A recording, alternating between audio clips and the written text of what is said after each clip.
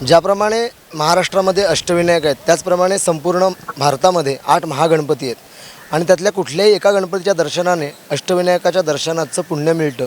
या 8 महागणपती कुठे आहेत तर प्रत्येक दिशेचा एक रक्षण करत आहे।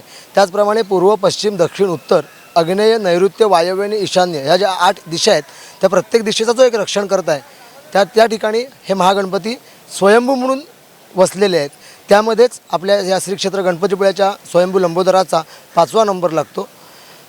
या ठिकाणी आल्यावर आपण ज्या मुख्य मंदिरामध्ये, मुख्य गर्भगृहामध्ये जे दर्शन घेतो त्या ठिकाणी गणपती बाप्पांची छाती आणि पोट म्हणजेच गंडस्थलं आणि उदर आणि नाभी एवढाच भाग हा गर्भगृहात आहे। तर त्याच्या मागे जो भव्य दिव्य असा डोंगर आहे, हरित डोंगर, हा संपूर्ण गणपतीचं प्रारूप मानलेलं आहे। म्हणून गणपतीपुळ्याचं अजून एक वैशिष्ट्य असं आहे की इतर ठिकाणी आपण मंदिराभोवती किंवा मूर्तीभोवती आपल्याला प्रदक्षिणा करावी लागते, परंतु गणपतीपुळ्यात आल्यावर हीच प्रदक्षिणा आपल्याला संपूर्ण डोंगराभोवती करायला लागते, कारण हे संपूर्ण डोंगर हेच गणपतीचं प्रारूप मानलं गेलं आहे। आणि ज्यावेळेला आपण ही प्रदक्षिणा करतो त्यावेळेला अर्ध्या प्रदक्षिणेमध्ये त्या गणपती बाप्पाचं शुंडास्थान आपल्याला पाहावयास मिळतं।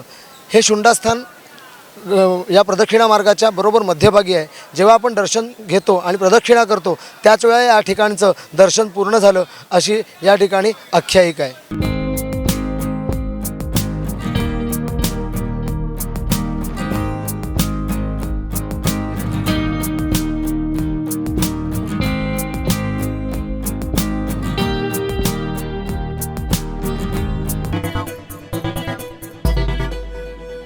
टाइम्स डिजिटलला लाईक करा, सबस्क्राईब करा, शेअर करा आणि बेल आयकॉन दाबायला विसरू नका। पाहत रहा टाइम्स डिजिटल।